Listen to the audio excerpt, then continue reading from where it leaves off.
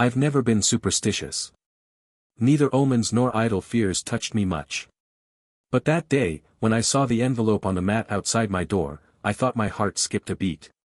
It was just an ordinary envelope, yellowish, a little wrinkled. No stamps. No stamps. No return address. Just my name. Lucas. Clean, neat letters. And it was the handwriting that made me stand still. I recognized it. I hadn't seen that handwriting in 20 years. 20 long years after Sarah disappeared. When I was a kid, Sarah and I had our own secret codes. We wrote each other short notes, hidden in books, in our jacket pockets. Her handwriting was special, slightly slanted, with curlicues on the L and S. I thought I would never see it again. I didn't open the envelope right away. For a minute or three I just stood on the doorstep, feeling the blood pounding in my temples. Is this a joke? Did someone find out about her? Or is it real from her? I walked into the apartment, closed the door, and sat on the floor without taking my shoes off. The light through the blinds cut the room in streaks, like the whole world was falling apart. With shaky fingers, I tore open the edge of the envelope. Inside was a single sheet of paper. Tight, slightly yellowed. And text. Not much. But enough to make my world start to fall apart. Lucas, it's Sarah.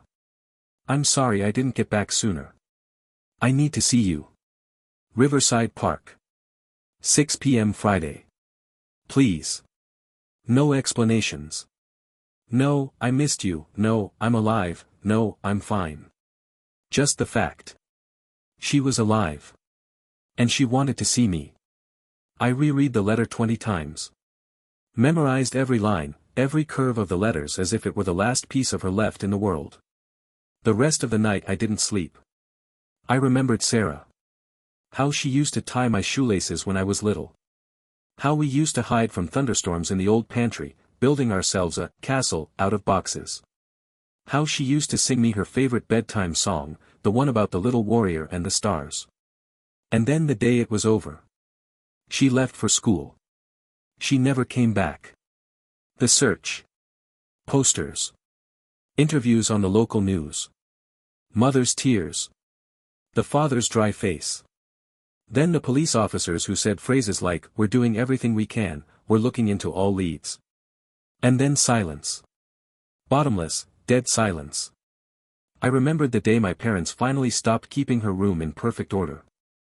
I remembered my mom saying one day, "She's still with us. Just, in a different way." And Dad, who didn't say a word then, just went outside and stood on the lawn for a long time, looking nowhere. After they died 5 years ago, I closed that pain as deeply as I could. Put it in a memory box, put 100 locks on it. I moved on. But now one envelope broke all those locks. The next day, I barely made it to work. The computer was floating in front of my eyes. Colleagues were asking me something, joking, I nodded and smiled, but I felt like an empty vessel. I wanted to believe it was real. But my mind whispered, this is a mistake. Someone is playing with you. It can't be. I tried to find an explanation. Maybe some old family friends. Maybe journalists. Maybe just a mistake. But my heart knew. Somewhere inside I felt, it wasn't a mistake. It was her. All week I walked around like a dream. I set a reminder on my phone, Friday. 1800 hours, Riverside Park. Like I was afraid I'd forget. That I'd be late. The third day, I snapped and told Chris. We were sitting at the bar. I put the envelope on the table. Chris looked at it, then at me. Are you sure this isn't a setup? He asked cautiously. I shrugged my shoulders. I don't know. But I have to find out. He was silent for a long time, then he said. If you go, I'm going with you. I smiled. For the first time in a week. But I knew I had to go there alone. Friday came like a sentence. I dressed in a simple jacket. I tucked the letter into my inside pocket, as if it could be my shield. As I left the apartment, I looked at myself in the mirror. It wasn't a 27-year-old office clerk standing in front of me. In front of me stood a little boy waiting for his sister to come back and say, "It's okay, Lucas. It's going to be okay." I closed the door and walked to where the past was waiting for me at the fountain. I got to the park early. 20 minutes before 6. Probably because everything was burning inside, fear, hope, anger. I stood at the fountain, feeling like an idiot. Riverside had always been a place for family picnics, morning jogs, teenage dates in the past. It was different now, shabby benches, cracks in the tile, the water pump at the fountain worked intermittently, shooting out a stream of water like someone dying coughing. I stood so that I could see the approaches from all sides. The light of the passing day played on the water surface. I could feel my palms sweating harder by the minute. Maybe she's already here, I thought. Maybe she's watching. I checked my phone. 17:48. People walked by. Moms with strollers. An old man with a dog. A young couple laughing at something stupid. No one looked like Sarah. When the clock on the tower struck 6, I literally flinched. I looked up. I waited. Stared at every shadow, every figure, every tiny detail. Nothing. 5 minutes. 10. 15. I started walking in circles around the fountain, then just stood at the railing, staring into the water, feeling a deafening heaviness sink into my chest. Idiot, I thought. You've been divorced. It's not her. I was just about to leave when I noticed it. Something was white under one of the benches nearby. A bag. I looked around, no one was looking. I approached slowly. There was nothing written on the bag. It was just a clear plastic bag, slightly wet with dew. Inside was something soft, colored. I squatted down, my heart pounding frantically. When I opened the bag, I saw her. A plush fox. The same one. The one Sarah had given me on the last day. I held the toy to my chest, as if trying to make sure it was real. It was ragged, with a small torn seam in one ear that I'd sewn with thread myself when I was a kid. And then there was a small note, folded 4 times over and pressed inside the fox's paws. I unfolded it carefully. The handwriting. Her handwriting. I'm watching. Can't get close yet. They're watching me. 3 sentences. 3 blows to my mind. I suddenly realized how dark it had become around me. The park had emptied out. Only the streetlights were on, and in their dim light, everything looked alien, unreal. The face of every random passerby seemed suspicious. I hid the toy under my jacket and walked briskly toward the exit, feeling the skin on my back crawl with goosebumps. No one was following me. I think. When I got home, I locked all the locks and pulled down the curtains. Only turned on the small nightlight in the kitchen. I put the fox on the table. I looked at it like a relic from the past. Like a witness to something I can no longer understand. What happened to you, Sarah? I thought. Who's watching you? I tried to remember everything I knew about her disappearance. The police had suggested kidnapping at the time. Then the theory changed to that Sarah could have run away on her own. But she had no reason to.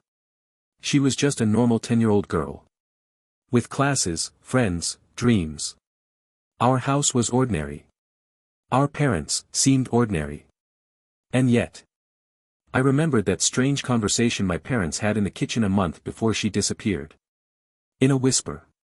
About someone who mustn't know. And that woman in the long coat who had come to our house several times, but never went in. I remembered the first time my father put a lock on the gate then, even though he'd never bothered before. Little things that seemed strange then. Now ominous. I called Chris. He answered on the second ring. Lucas? Are you okay? I swallowed. I was in the park. She didn't come. But she left me a sign. I looked at the fox. And a message. Silence on the line.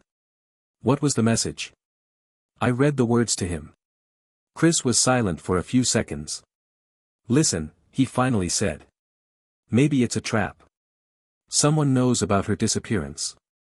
Someone's playing on your feelings. It's her handwriting, Chris, I said quietly. I know it as well as I know my own name. Another long pause. Then be careful, okay? Whoever it is, if they're watching her, they might start watching you. I hung up, feeling even more alone. I hardly slept at all that night. I sat by the window, watching the street. And once, around 3 in the morning, I thought I saw a figure standing on the other side of the road. Dark. Indistinct. Motionless. When I blinked, it was gone. And yet, before I fell asleep in the morning, I made one decision. I would find her. No matter what it takes. After that night with the toy on the table, I couldn't live like before. Every knock on the radiator made me flinch. Every car outside the window seemed suspicious. But the worst part was the other thing. The silence. It made me really scared. Sarah. She's out there somewhere. And there's someone out there with her. Someone dangerous. I was sitting in my apartment with a pile of papers spread out. Old newspaper clippings about her disappearance. Old files my father had saved. On one of the yellowed sheets was a large headline. Girl disappeared on her way home from school. Parents plead for help. It was a tragedy then. Now it was a mystery. And I felt like the answers were here somewhere, right under my nose, I just couldn't see them. The third day after the meeting in the park, I wrote Detective Cross. Yeah, the same one who'd been on the case 20 years ago. I found him from an old business card my mother kept in a box of family photos. The number was still active. I dialed his number, my heart pounding in my chest. After 3 rings, a low, muffled voice called out. Cross. Detective Cross. It's Lucas Wells. Sarah's brother. Pause. So long I thought he'd hung up. Shit. Lucas. He finally said it. I haven't heard from you in a while. I need to talk to you. About Sarah? I swallowed. Yes. He sighed. Come to my place. Tomorrow. 10 a.m. I'm no longer on the force, but, he stopped talking for a second. I think there's something we can talk about. When I went to see him the next day, I saw a man I almost didn't recognize. Cross was older, grayer. His figure had gone limp, his voice hoarse, like an old vinyl record. He led me into a small office littered with old files and photographs. Sit down, he mumbled. I sat down, feeling my legs shaking. He poured himself coffee from a tattered thermos and gave me a quick glance. What's wrong, Lucas? Why now? I pulled the note out of my pocket. I put it in front of him. Cross looked at it. His eyes narrowed. Where'd you find it? Riverside Park. Where she asked me to meet. He stared at the sheet for a long moment. Then he leaned back in his chair. Look. I'm going to tell you something I didn't tell you 20 years ago. His voice was strangely tired. Back then. There was pressure. From above. Pressure. He nodded. Your case wasn't supposed to be solved. We were told to stall the investigation, to keep the panic down. It was thought at the time that Sarah had run away. But she was 10 years old. I blurted out. Cross looked at me tiredly. I know. I didn't believe it either. But my hands were tied. He was silent for a second. Then added. There were rumors. That Sarah saw something. Something she wasn't supposed to see. What was it? I asked, feeling my heart start to race. Cross shook his head. No one really knew. But your parents. They were acting strange. They were afraid. I remembered, the whispers behind closed doors. The glances over their shoulders. And what, happened then? I asked. Cross exhaled. A few weeks after she disappeared. Your father came to see me. Drunk. He talked, he stopped talking. He said he couldn't protect her. I felt a lump in my throat. Why didn't you say anything to me then? Cross grinned bitterly. I was younger. Stupider. I thought if I kept quiet, I could save someone. He rubbed his face with his hands. Now. Now it's too late. I stared at him, feeling everything inside collapse. That same night, I went through my parents' papers again. And I found it. An old, battered notebook. A small note on the last few pages, almost erased by time. Mr. Randolph, $$ for silence. Sarah. Knew. Too much. Mr. Randolph. Our old neighbor. The one who always brought us pies, played baseball with me in the backyard. And the one who helped us find Sarah. He was at all the rallies. Cried on camera. I called Chris. I need to check something out.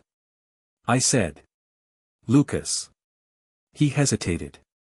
Are you sure you want to dig deeper? I am. More than sure. The next day, we went to Randolph's. He still lived in the same old house on the corner. The door was opened by a man in his 60s. Graying, gaunt. But his eyes. The same. The same eyes that always seemed too polite. Too kind. Lucas? He said, as if surprised. Hi, Mr. Randolph.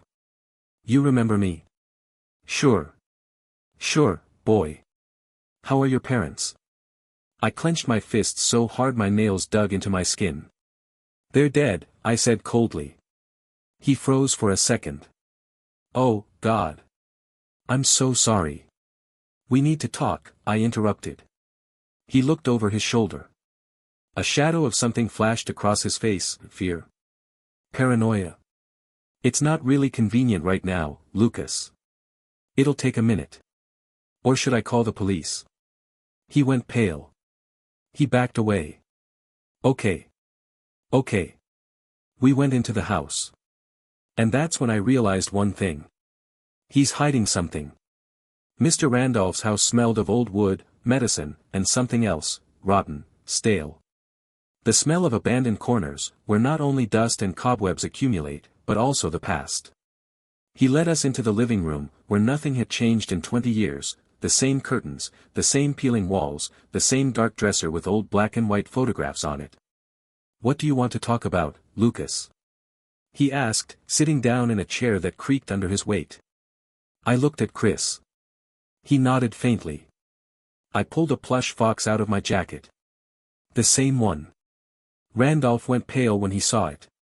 Do you remember this? I asked him quietly. He swallowed. It was at your sister's. Yes, I leaned forward. And I had it yesterday. In the park. Along with a note. From Sarah. Randolph didn't answer. He just stared at the toy, as if it might speak for me.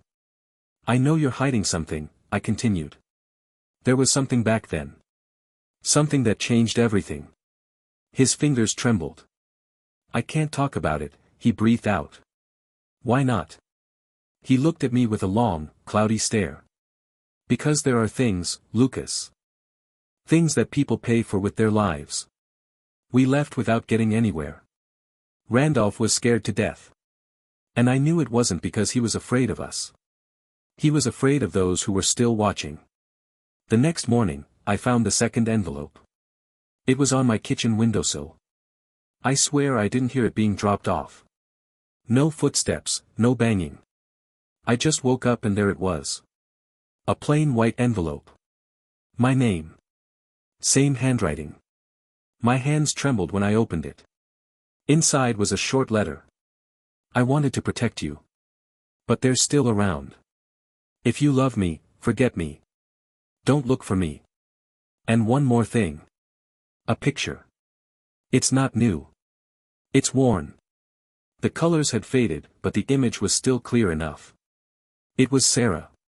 A teenager of about 15. Standing in front of some house, wearing jeans and a sweater. And behind her back, a man. Blurry, in the shadows. But something about his silhouette was eerily familiar. I held the photo up to my eyes, taking in the details. The tall stature. Shoulders hunched forward. Thin-rimmed glasses. And then it hit me like a bolt of lightning. It was Mr. Randolph. I met Chris at the coffee shop across the street. He knew something was wrong as soon as he saw my face.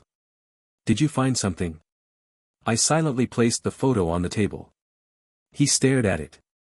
"Shit," he exhaled. He'd been with her after she disappeared, Chris. He knew where she was. I clenched my fists. And maybe he still does. I'd been on pins and needles all day. I didn't know who to be afraid of now. Randolph? Who was behind him? Or what I might find if I kept going. That evening I was home again. I closed all the windows, pulled down the curtains. I sat in the kitchen, looking at the plush fox and the photograph. My mind was spinning with thoughts. Why didn't she come herself? Why only the notes? What is she so afraid of? Around midnight, there was a knock on the door. Not a bell. 3 distinct knocks. I froze.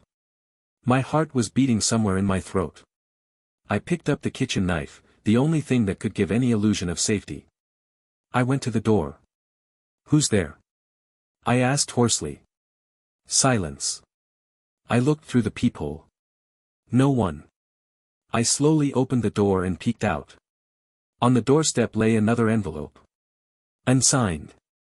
I picked it up, feeling cold inside. Inside was a single sheet. On it were the coordinates. And one phrase. "If you want to know the truth, come alone." I stood there for a long time, clutching the envelope in my fingers. Realizing there was no turning back. The coordinates in the letter led me out of town. The old part of the county, where the asphalt was cracked, the streetlights were out, and the phone lost its network halfway through. I drove through the night, on an empty road, alone, gripping the steering wheel so tight my knuckles turned white. Every cell in my body was screaming that this was a bad idea. That this was a trap. That I shouldn't have come here. But I couldn't stop. If Sarah was really there, I had to find her. I parked the car off the road, behind some thick bushes. A small house loomed in front of me, shabby and shriveled, as if the world itself was trying to forget it existed. The windows were covered with shutters. No lights were burning anywhere. Only a lantern flickered dimly in the left corner of the porch, casting long, ugly shadows.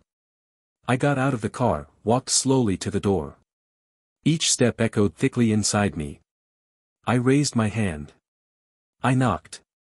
3 quiet knocks. I froze. Silence inside. Then. Creaking floorboards. A rustle. A voice. Quiet. Broken. "Who is it?" I felt goosebumps run down my back. It was her voice. Low, mature, but with the same tinge I remembered from childhood. "Sarah," I breathed out, "it's me. Lucas." Silence.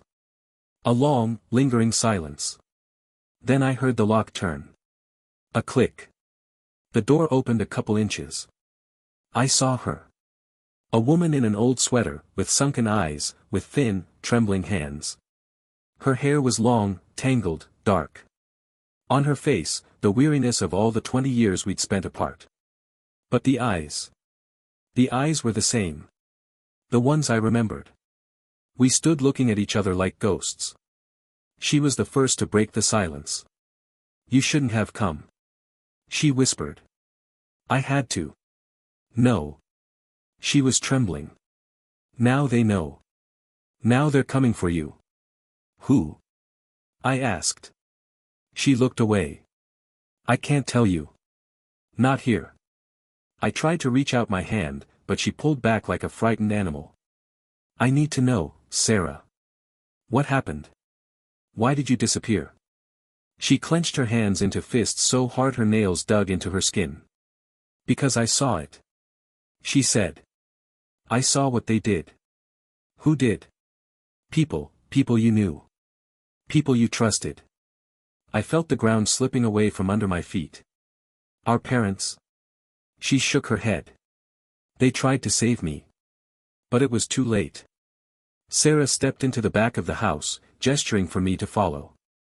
I went in. It was empty inside, bare walls, a mattress on the floor, a couple of bags. She led me to a table on which a pile of folders lay. Newspaper clippings. Dossiers. Old photographs. In one of them, I saw him. Mr. Randolph. And next to him, other familiar faces. Police officers. Neighbors. The ones who stood with us at the rallies holding "Bring Sarah Back" signs. They used the children, Lucas. In order to, she hesitated. To cover up their affairs. To launder money. To trade information. And you found out about it? She nodded. I saw it by accident. Things I wasn't supposed to see. And they had you. They tried to intimidate me. To keep me quiet. Then they realized it was easier to make me disappear. I closed my eyes. But why didn't you come back? Why didn't you tell anyone? She looked at me with a look of pain that made my heart ache. Because I knew that if I went back, they'd kill you. I sank down in my chair, feeling my legs shake. All this time, I thought I'd lost my sister. But really, she was saving me the whole time. At the cost of her own life. What now? I asked. Sarah looked up at me. Now we have to disappear. I was silent. If we stay, they will find us. And they'll kill us. Me. And you. I looked at her. My big sister. The man who had been a ghost to me for 20 years. And I realized I had no choice. We left in the morning. No return ticket. No phone calls. No trace. We became shadows. We became someone else. Sometimes I remember that night. The lantern flickering on the porch. Her voice outside the door. Footsteps on the creaking floor. And I realize, I lost Sarah then, 20 years ago. But that night, I found her again. And sometimes that's enough.